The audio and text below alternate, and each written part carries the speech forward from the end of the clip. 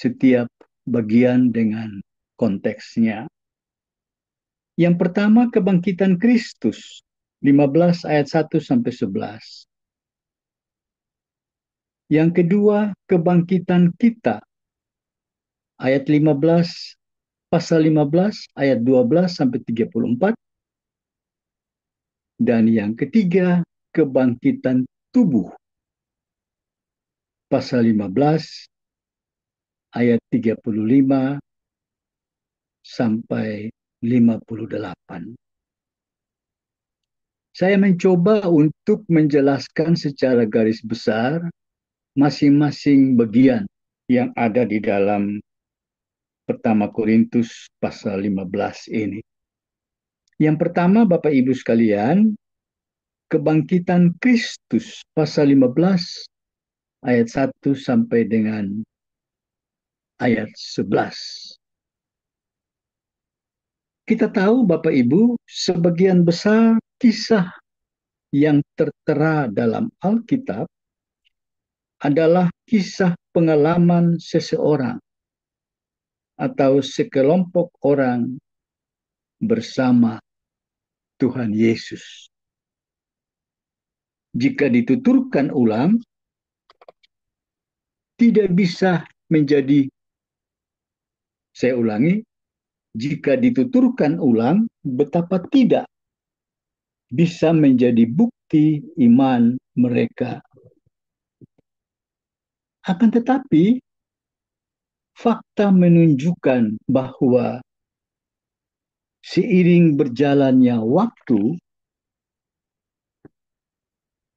bukti iman dimaksud sudah menjadi ilmu yang hanya dipelajari secara kognitif atau akal budi semata, tanpa mengurangi pemahaman kognitif yang sudah saya sebutkan di atas.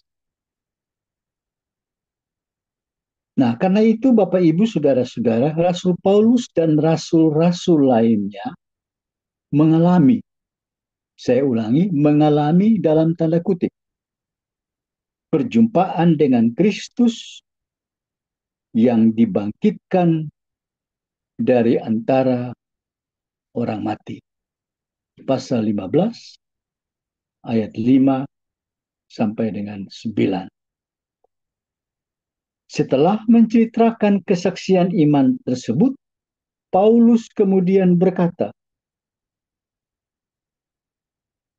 sebab itu baik aku maupun mereka, demikianlah kami mengajar, dan demikianlah kamu percaya atau menjadi percaya. Pasal 15 ayat 11. Kata mengajar berasal dari bahasa Yunani, keruso, yang berarti memberitakan. Maksudnya, Paulus menceritakan isi pemberitaan mereka sebagai bukti iman yang tak tergoyahkan. Dan inilah yang merupakan pengalaman pribadi mereka. Mereka di sini adalah Paulus dan rasul-rasul yang lain, pengalaman pribadi mereka dengan Yesus. Dan karena itulah mereka memberikan kesaksian atau memberitakan sewaktu mengunjungi kota Korintus. Sama halnya dengan kita, saudara-saudara, sebagai orang percaya, kita bersaksi atau menyaksikan kepada orang lain bukan hanya sebuah cerita atau pengalaman tentang Yesus semata, tetapi firman yang melalui pekerjaan Roh Kudus mengubahkan kehidupan pribadi masing-masing kita. Jadi maksud saya, Bapak Ibu, saudara-saudara, kalau kita mengalami Kristus dalam hidup kita, diharapkan kita bisa menjadi agen perubahan bagi orang lain. Karena firman yang diberitakan itu sedapat mungkin dapat mengubah sikap dan karakter seseorang. Kita bisa menjadi change of agent. Jadi Kristus bukan sekedar untuk dipelajari atau dipahami saja. Kalau hanya dipelajari dan dipahami, itu baru sebatas pemahaman kognitif, akal budi, dan seterusnya. Tetapi kita juga harus mengalami. Jadi tidak hanya dipelajari atau dipahami, tapi juga dialami oleh masing-masing kita atau mereka yang memperoleh atau menerima kesaksian atau pemberitaan itu. Kehidupan kita yang diubahkan menjadi salah satu bukti bahwa firman Allah dapat mengubah hidup setiap orang. Jadi ini harus menjadi komitmen kita bersama, Bapak Ibu sekalian, siapapun atau siapa saja yang kita beritakan firman Allah kepada mereka, sedapat mungkin firman Allah itu dapat mengubah hidup setiap orang. Pertanyaan yang sederhana, Bapak Ibu, sudahkah hidup kita diubahkan Tuhan dan menjadi bukti kesaksian hidup bagi orang lain? Saya ulangi, sudahkah hidup kita diubahkan Tuhan dan menjadi bukti kesaksian hidup bagi orang lain? Saya berikan contoh, ada pengalaman Bapak Ibu, ada satu keluarga yang memiliki pembantu. Setiap hari Sabtu, tuan rumah dan ibu rumah tangga selalu mengingatkan supaya hari Minggu jangan lupa ke gereja. Lalu dibelikan Alkitab, dikasih uang kolekte, uang persembahan setiap minggu untuk dibawa ke gereja. Tapi tuan rumah tidak pernah ke gereja.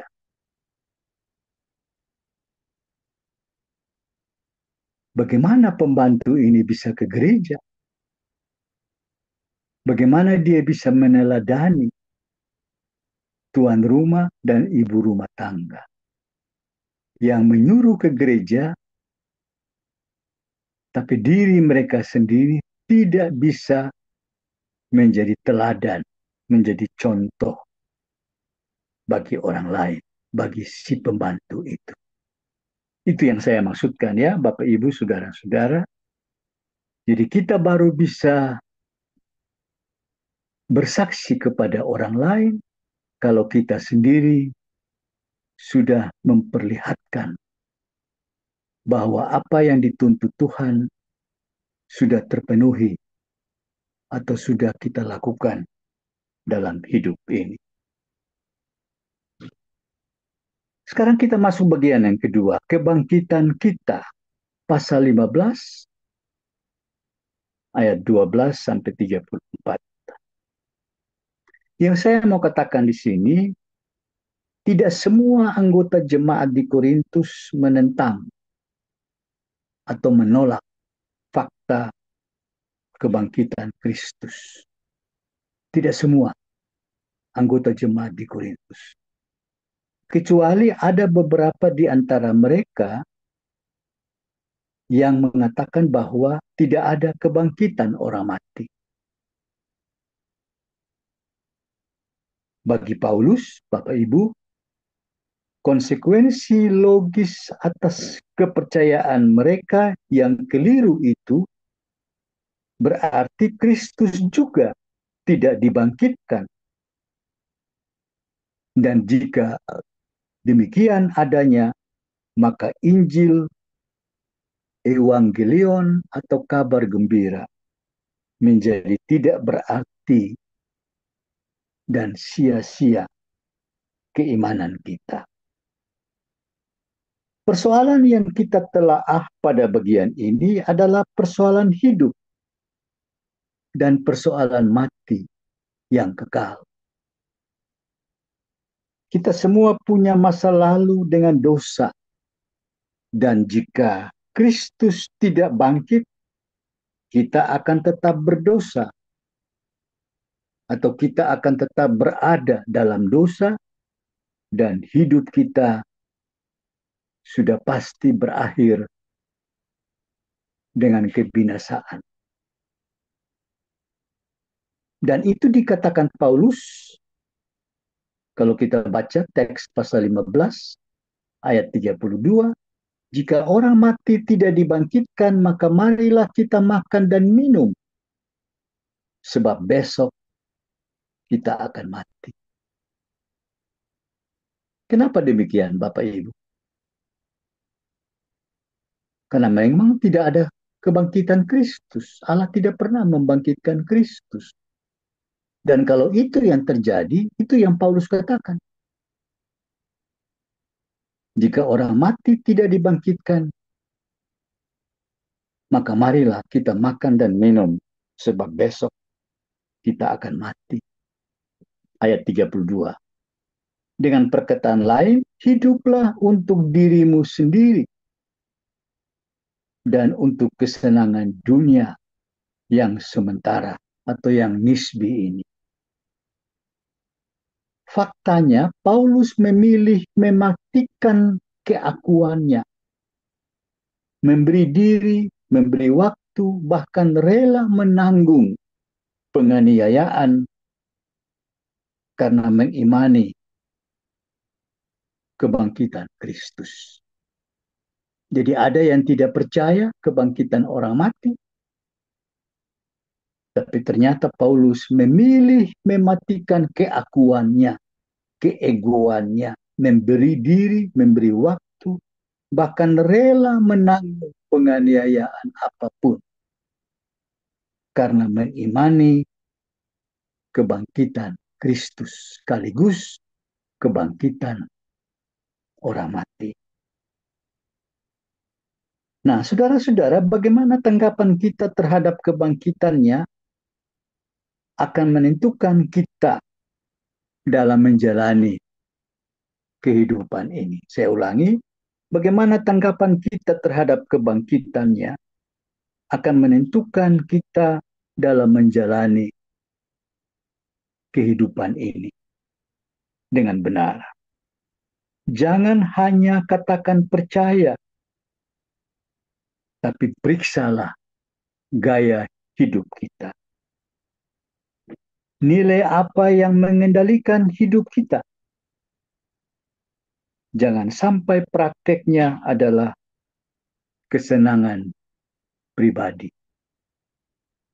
Pilihan ada di tangan kita, yaitu menghabiskan hidup untuk hal-hal yang dapat kita lihat di dunia saat ini dan kehilangan hidup yang kekal yang akan datang. Atau kita berkomitmen melepaskan diri dari kesementaraan dunia ini dan mengejar Kristus menguasai hidup kita.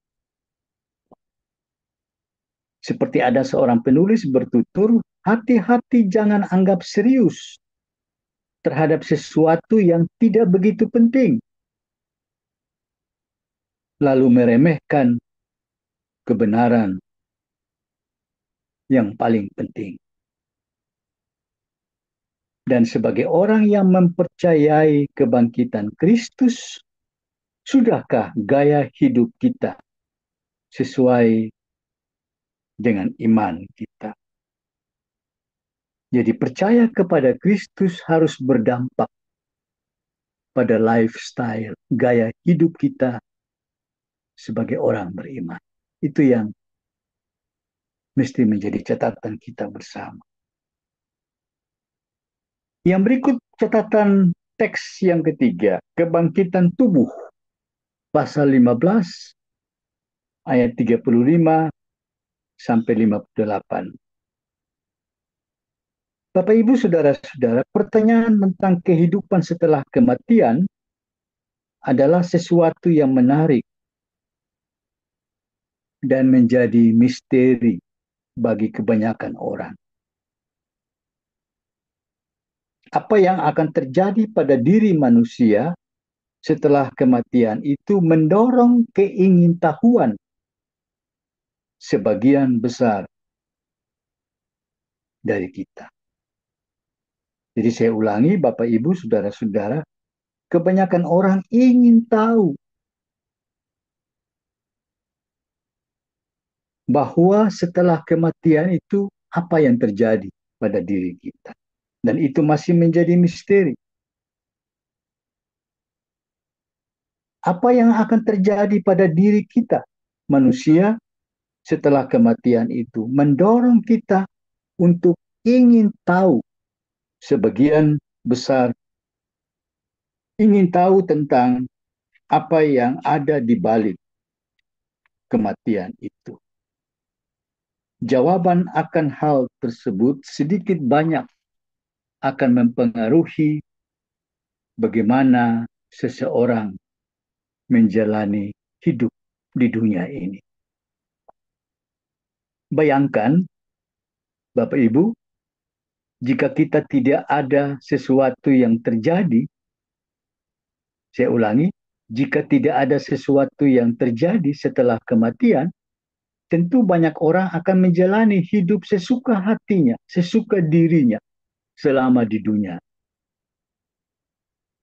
Tetapi sebaliknya, jika ada kelanjutan dan konsekuensi pada kehidupan pasca kematian, maka cara hidup yang dijalani di dunia ini memerlukan pertimbangan yang sangat bijaksana.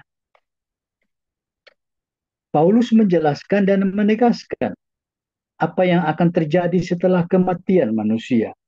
Kita bisa baca pasal 15 ayat 12. Bagi Paulus, peristiwa kebangkitan orang mati diletakkan pada keyakinan yang kokoh bahwa Kristus telah dibangkitkan dari antara orang mati. Bukankah orang mati tubuhnya akan rusak? Dan disinilah Paulus menjelaskan mengenai perbedaan antara tubuh duniawi dan tubuh surgawi. Ayat 40 dari pasal 15.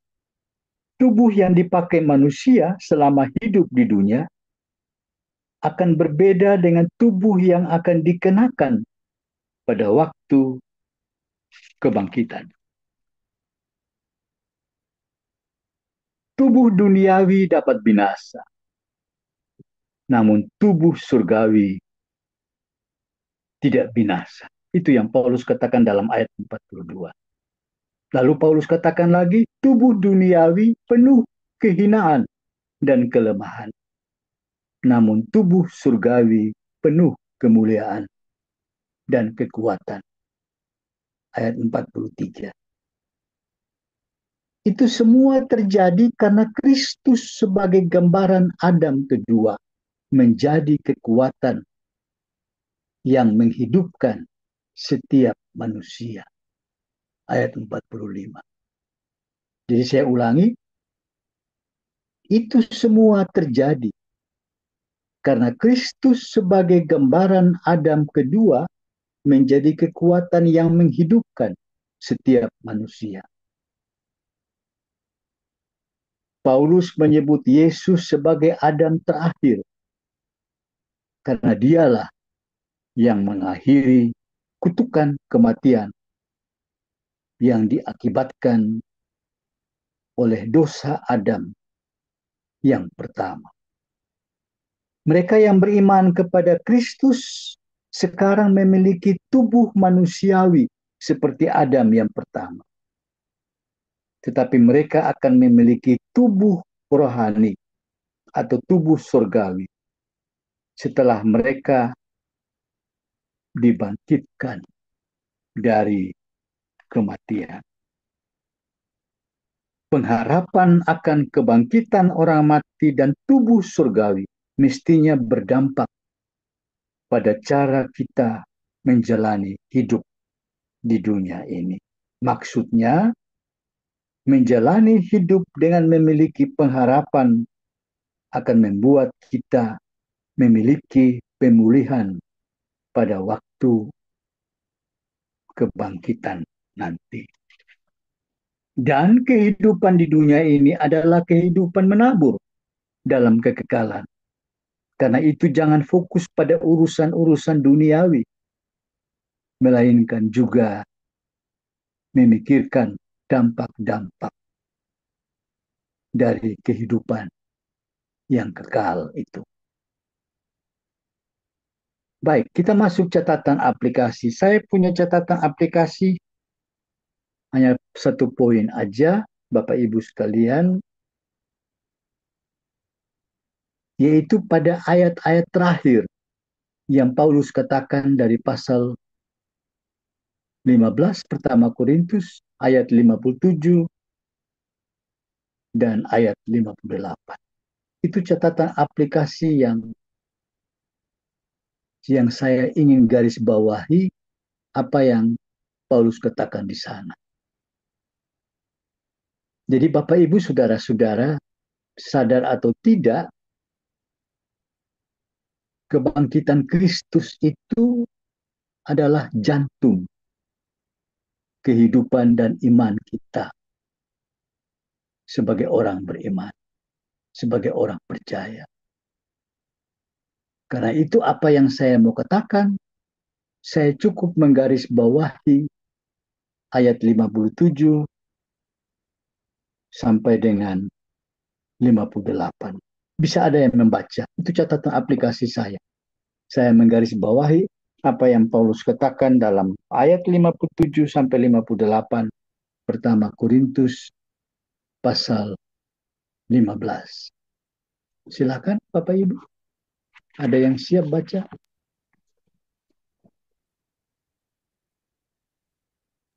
1 Korintus 15 ayat 57 dan 58. Iya. Tetapi syukur kepada Allah yang telah memberikan kepada kita kemenangan oleh Yesus Kristus Tuhan kita. Karena itu saudara-saudaraku yang kekasih, berdirilah teguh, jangan goyah, dan giatlah selalu dalam pekerjaan Tuhan. Sebab kamu tahu bahwa dalam persekutuan dengan Tuhan, jerih payahmu tidak sia-sia. Amin. Amin. Itu yang saya mau katakan, Bapak Ibu sekalian. Saya menggarisbawahi apa yang Paulus katakan dua ayat yang terakhir dari pasal 15 itu. Yang pertama dia mengucap syukur karena Kristus telah dibangkitkan. Karena Kristus telah menang atas kematiannya. Dan itu menjadi contoh, itu menjadi panutan bagi kita semua sebagai orang percaya, sebagai orang beriman. Kita harus tetap bersaksi, kita mesti tetap dengan tekun memberitakan Injil, kabar gembira kepada siapapun. Dan yang penting dia katakan di situ, dalam persekutuan dengan Tuhan, jerih payahmu tidak sia-sia. Saya pikir itu yang saya mau katakan kepada Bapak Ibu sekalian. Marilah selama Tuhan masih memberikan waktu kepada kita, mari kita belajar untuk senantiasa memiliki semangat juang yang kokoh.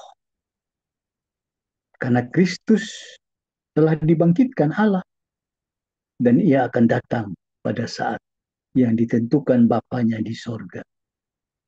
Supaya kita semua betul-betul kedapatan sebagai anak-anak Tuhan yang selalu siuman, yang selalu berjaga diri, dan yang siap dengan pelita masing-masing dan tetap minyak berada di dalamnya. Itu yang saya mau katakan, Bapak Ibu sekalian. Ingat dalam persekutuan dengan Tuhan, jerih payah kita tidak sia-sia. Termasuk Bapak Ibu yang hadir dalam persekutuan ini, dalam persekutuan dengan Tuhan, jerih payah Bapak Ibu tidak akan pernah sia-sia. Tuhan memberkati kita semua dan mari kita berdoa. Bapa kami di dalam sorga, kami bersyukur kepadamu karena Engkau sebagai Allah Bapa kami telah membangkitkan Kristus dari antara orang mati.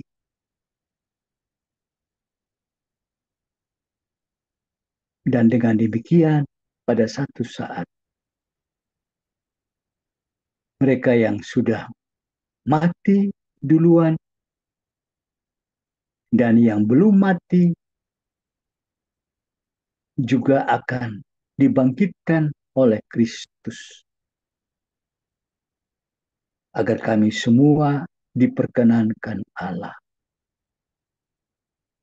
untuk hidup dalam rumah yang abadi, rumah yang kekal, bersama-sama dengan Kristus. Oleh karena itu Bapa, kami bersyukur atas semua yang sudah Engkau nyatakan melalui Alkitab. Dan kami percaya, kami sungguh-sungguh percaya bahwa Kristus telah bangkit dari antara orang mati dan menjadi Adam yang terakhir karena maut telah dikalahkan oleh Engkau sendiri. Terpujilah namamu, Bapa, Putra, dan Roh Kudus. Dan biarlah dalam kehidupan sehari-hari, dalam melihat melangkah ke depan, Tuhan selalu menjadi pembimbing dan penuntun kehidupan kami semua. Berkati kami semua Bapa, sebagai host, sebagai admin, sebagai anggota yang ikut hadir dalam pertemuan Zoom ini. Tuhan memberkati dan menyertai kami semua. Bahkan Tuhan selalu mengingatkan kami agar kami tidak perlu khawatir, tidak perlu mengalami berbagai goncangan iman kami. Karena berhadapan dengan keadaan dunia yang semakin memporak-porandakan kehidupan kami. Sebab kami memiliki Kristus yang telah menang atas kuasa dosa, yang telah menang atas maut, dan selalu siap memberikan kepada kami apa yang disebut dengan kehidupan yang kekal. Ampuni segala dosa kami, Bapa. Di dalam nama Tuhan kami Yesus Kristus, kami berdoa kepada Bapa di sorga. Amin, amin, amin. Terima kasih. Selamat malam.